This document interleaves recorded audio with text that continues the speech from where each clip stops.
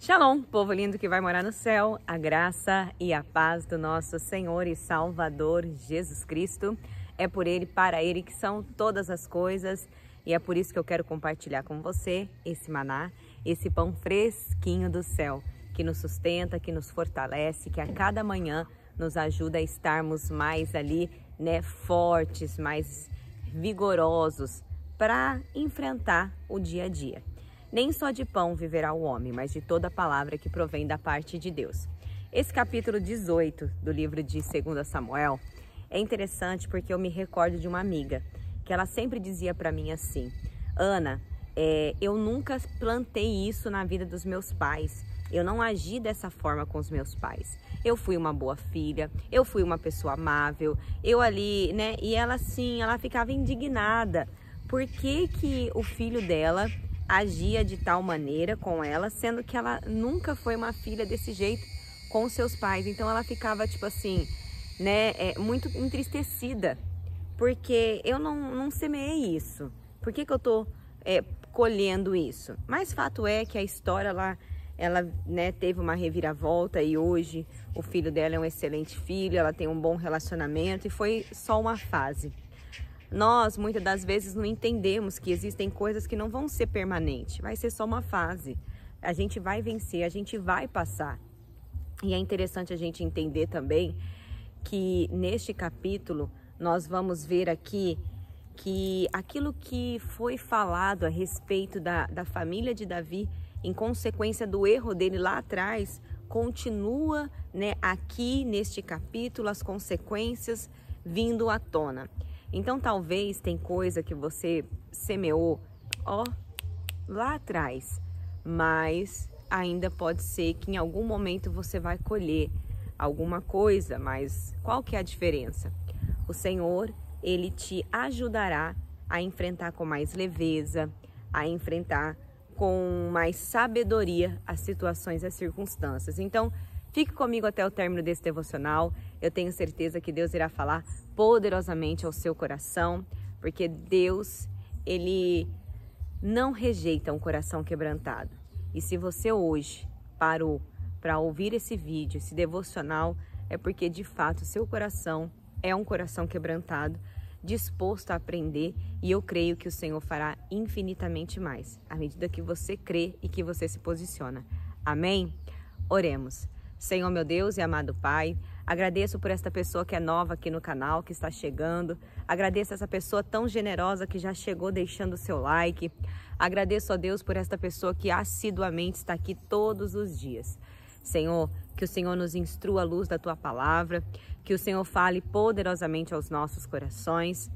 Nós declaramos: em minha boca está o poder da vida e da morte. Falarei palavras de vida, não de morte, de saúde, não de enfermidade, de riqueza, não de pobreza, de bênção, não de maldição, porque em minha boca há um milagre.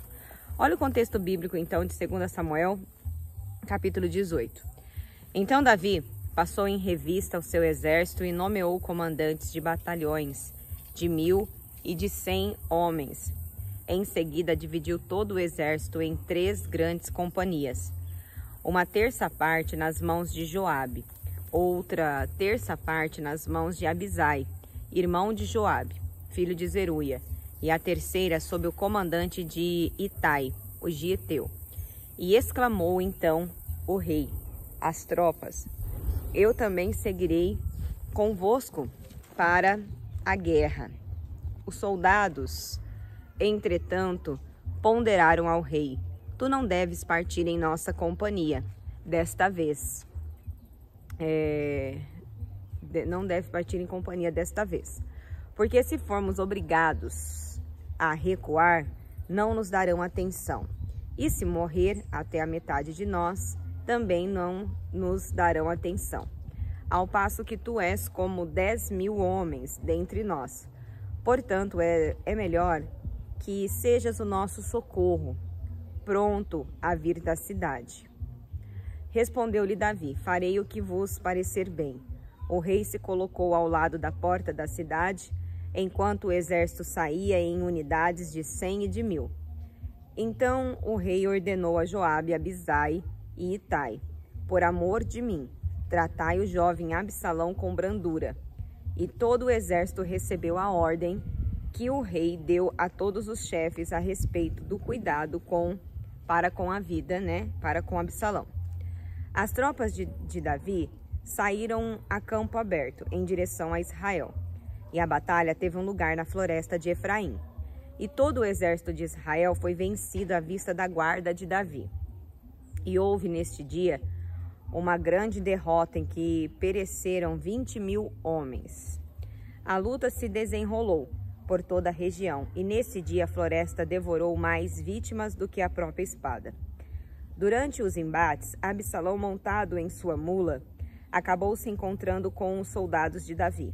E ao passar apressadamente com a mula debaixo dos galhos de uma grande árvore, Absalão ficou preso nos galhos pelo pescoço, ficou suspenso entre o céu e a terra, e a mula seguiu em frente.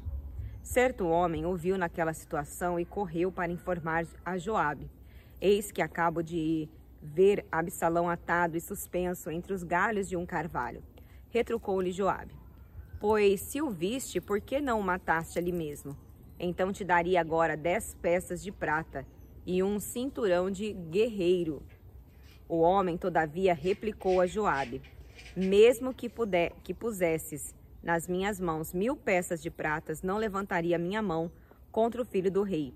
E foi diante de nós que o rei pessoalmente te ordenou, e igualmente Abisai e Etai, por amor de mim, todos quantos ouvirem esta palavra, tratai com brandura o jovem Absalão.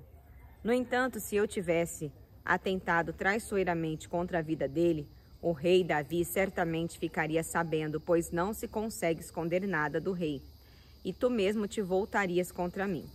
Diante disso, exclamou Joabe: não quero ficar perdendo tempo contigo. E imediatamente apanhou 3 lanças e as enterrou no peito de Absalão, enquanto ele ainda estava vivo, preso e suspenso entre os galhos do carvalho. Logo em seguida chegaram 10 jovens soldados escudeiros de Joabe, cercaram Absalão e acabaram de matá-lo.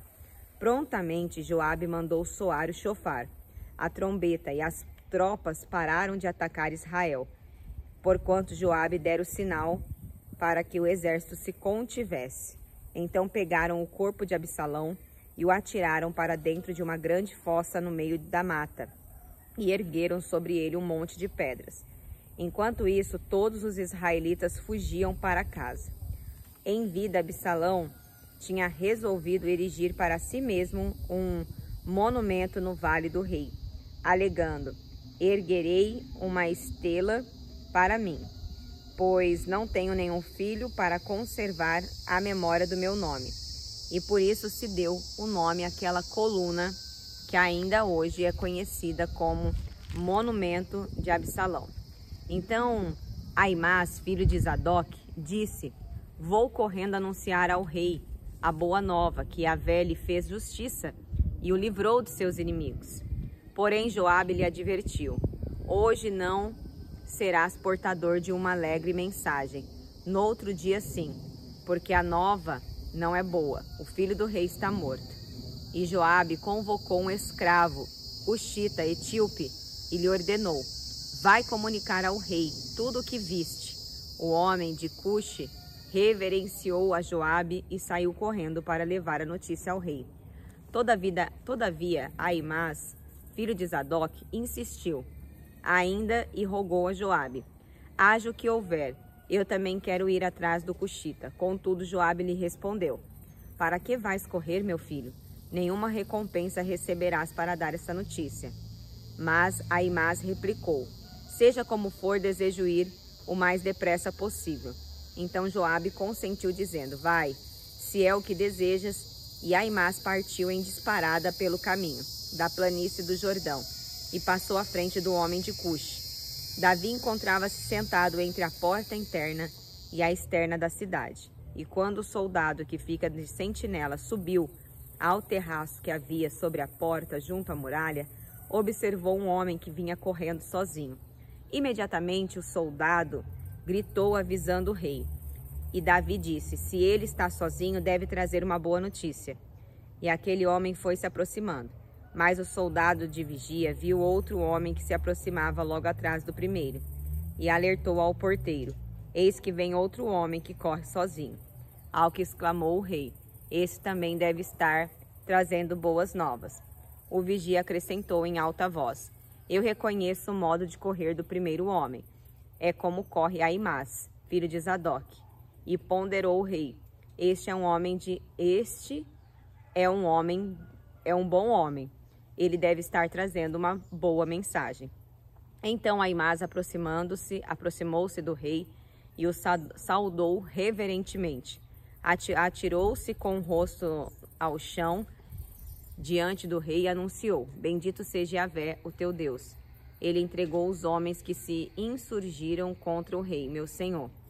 Prontamente o rei questionou: o jovem Absalão está bem? Ao que Aimás respondeu: observei que houve grande alvoroço no momento em que Joabe, servo do rei, mandou este teu servo, contudo, não sei o que aconteceu. O rei ordenou: fica aqui ao lado e aguarda um pouco.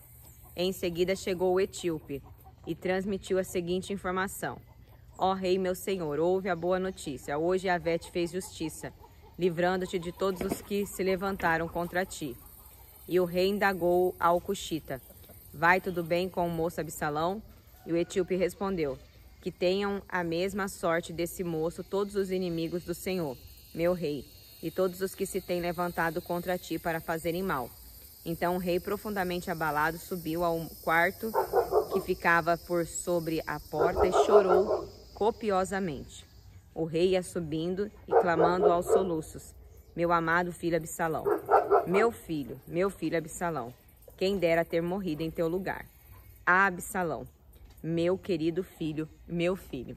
O rei deu ordens expressas àqueles soldados para que não matassem o jovem Absalão. Eu não sei se você já conhece a história de Davi, quando ele foi terrivelmente perseguido por Saul. Por quantas e quantas das vezes Davi poderia ter matado Saul, mas em todos os momentos Davi, de uma forma muito íntegra e honrosa, ele dizia: não levantarei as minhas mãos contra o ungido do Senhor. Mesmo ele sabendo que o Espírito do Senhor já não estava sobre Saul, estava sobre ele, ele tinha respeito sobre aquilo que um dia esteve sobre a vida de Saul. Davi, ele lidou com as situações de uma forma assim muito humana.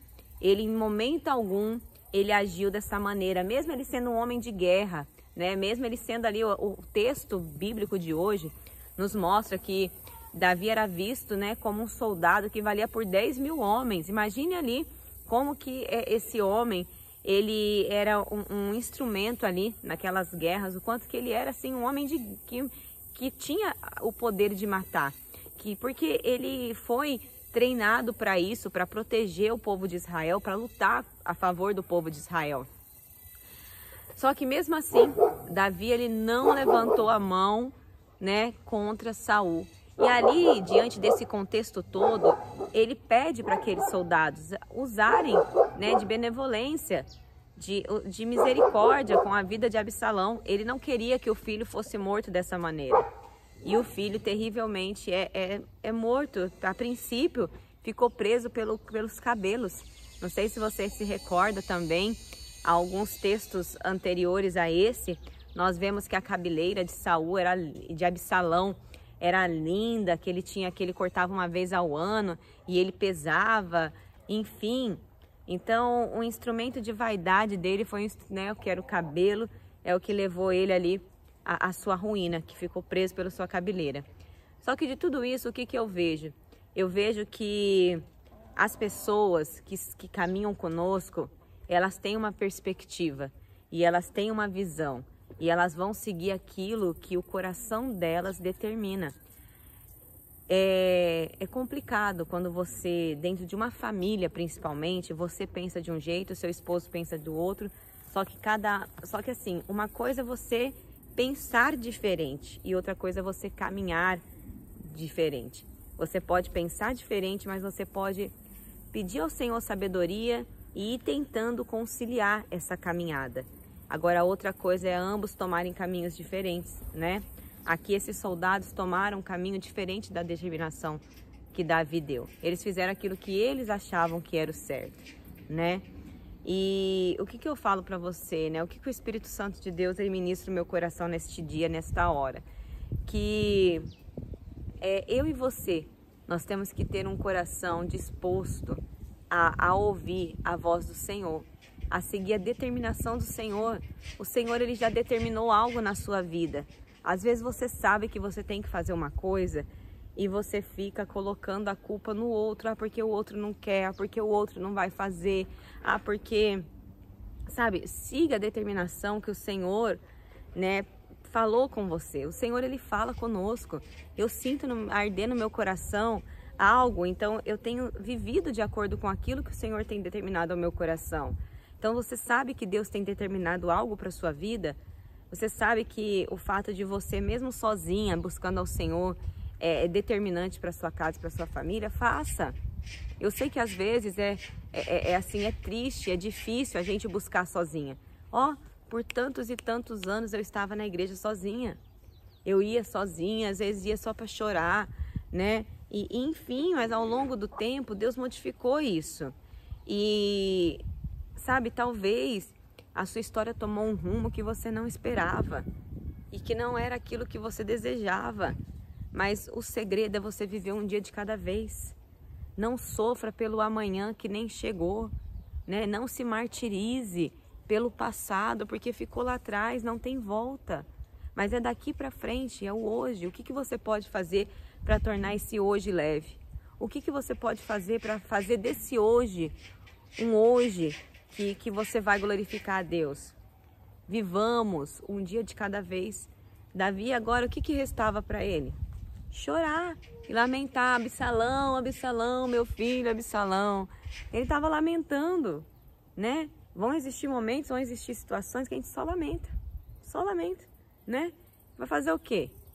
Aconteceu, vou lamentar hoje, mas você não pode viver só de lamentos. Você tem que viver um dia de cada vez. Hoje você vai lamentar uma situação, amanhã você já ressignificou e tocou o barco para frente. E assim a gente vai, um dia após o outro, vivendo, né, com coragem, com ousadia e crendo que Deus é maior e que Ele é fiel para fazer infinitamente mais. Não duvide do poder de Deus. Ele pode mudar tudo assim, ó. Ao mesmo tempo que Ele dá, Ele tira, que Ele levanta, Ele abaixa. Então, Deus é Deus. Deixa Deus fazer a parte dEle e faça você a sua parte. Amém? Oremos. Senhor, meu Deus e amado Pai, em nome do Teu Filho amado Jesus, ó Deus, que nós saibamos lidar com as situações e com as circunstâncias do dia a dia. Que nós não venhamos sofrer por antecipação. Que sejamos, Senhor, ali pessoas que conseguem viver a vida de forma leve, honrada, né? Levando sempre ali as coisas de forma que o Teu nome venha a ser exaltado. Espírito Santo, que neste dia o Senhor nos traga boas notícias, que o Senhor seja conosco, que o Senhor nos guarde, que o Senhor nos oriente, que o Senhor nos capacite. É o que eu oro e já agradeço em nome de Jesus. Amém. Graças a Deus. Aleluia. Lâmpada para os meus pés é a palavra do Senhor e luz que clareia o nosso caminho. Que Deus abençoe poderosamente o seu dia, a sua vida. Shalom.